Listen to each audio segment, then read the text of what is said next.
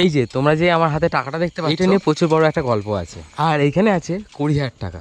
আজ থেকে প্রায় 7 থেকে 8 মাস আগে এই টাকাটা আমার সত্যি খুব প্রয়োজন ছিল, কিন্তু যেই মানুষটার থেকে আমি ভেবেছিলাম যে এই টাকাটা এক চান্সে পেয়ে যাবো, তখনই খারাপ লাগলো সেই মানুষটা আমাকে টাকা দিল না। আমার টাকা চাওয়ার অধিকারটা ছিল, কারণ তারও অসময়ে আমি 20 থেকে 30,000 টাকা তাকে ধার দিয়েছিলাম। হ্যাঁ, সেই টাকাটা সে ফেরত দিয়ে দিয়েছিল, শুধু মনে মনে একটা জিনিসই খারাপ লাগলো, আমি যখন সেই মানুষটাকে টাকা ধার দিলাম, আমাদের বাড়ির লোক পর্যন্ত কি কেউ জানতে পারলো না যে আমি কাউকে টাকা ধার দিয়েছি। আর আমার অসময়ে সেই মানুষটার থেকে টাকা চাইতে গিয়ে এমনকি সবাই জেনে গেল যে আমি কারোর থেকে টাকা ধার চাইছি। এমন কিন্তু না, সে আমাকে বলেনি যে টাকা ধার দেবো, কিন্তু তার কিছু কথাবার্তা শুনে আর মনে হলো না যে তার থেকে দুবার টাকাটা চাই। কিন্তু কথা বলে না, যার কেউ নেই ভগবান আছে। ঠিক তার কদিনের মধ্যেই একজন এসে 20,000 টাকা আমাকে দেয়। সত্যি কথা বলতে আমি ভাবতে পারিনি তার কাছে হয়তো 20,000 টাকা হবে। ওই যে তোমরা যে আমার হাতে টাকাটা দেখলে, এই টাকাটাই আজকে তাকে ফেরত দিতে যাচ্ছি। আর শুধু সেই বারবার পুরোনো দিনের কথাগুলোই মনে পড়ছে। একটা জিনিস মনে রাখবে, 100টার মধ্যে যদি 99টা কাজ ঠিক করো না, কেউ মনে রাখবে না। আর যদি একটা ভুল করো, সেই ভুলটা নিয়েই তোমাকে ধরে থাকবে। আর এর থেকে আমি একটা জিনিসই শিখলাম, কোনো সময় আছে মানুষ চিনতে শেখো। অতএব